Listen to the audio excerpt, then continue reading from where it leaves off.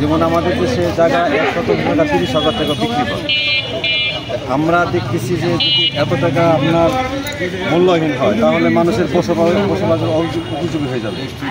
Registry পরিস্থিতি এরকম হয়। আমরা তো বেশিরভাগই আপনার অসহায় মানুষ, গরিব মানুষ। তাই আমরা দেখতেছি যে চাইলের সাথে ফেনের দাম বেশি হয়ে গেছে। এইভাবে একটা দেশ চলতে পারে না। তো এই আমি বললাম এটা বিস্তারিত হলো আপনার শতাংশ এখানে দেখছি 30,000 টাকা উৎসব। তাহলে একটা শতাংশ দোহার থানায় হয় শতাংশ 20,000 টাকা, 10,000 টাকা। তো এটা তো অকল্পনীয়।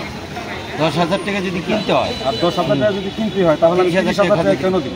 সরকারের কাছে যে এই আবেদন যে বাংলাদেশ সে দোহার থানার একটি জনবহুল দেশ নয়, পদ্মা বিচ্ছিন্ন এলাকা। এখানে আমাদের জমির মূল্য এমনও জায়গা আছে 10,000 টাকা শতাংশ।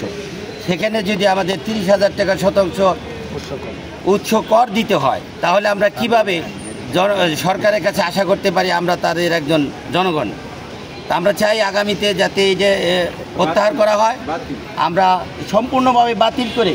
একটা ইউনিয়নে পদ্মার পাড়ে অবস্থিত, অনেক জমি বিলীন হয়ে গেছে।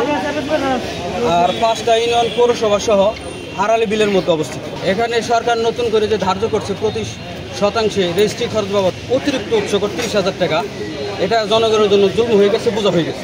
সরকার যদি এই বিষয়ে তদন্ত করত তাহলে এই উৎস করটা অতিরিক্ত ধার্য করতো না। যেহেতু সরকার তদন্ত করে নাই, সরকারের বরাবর আমাদের আবেদন, দোহার উপজেলা অবস্থিত, এখানে আড়ালি বিল আছে, এখানে পদ্মা নদীর গর্ভে অনেক জমি বিলীন হয়ে গেছে। এই সমস্ত এলাকার জমির প্রকৃত মূল্য নির্ধারণ করে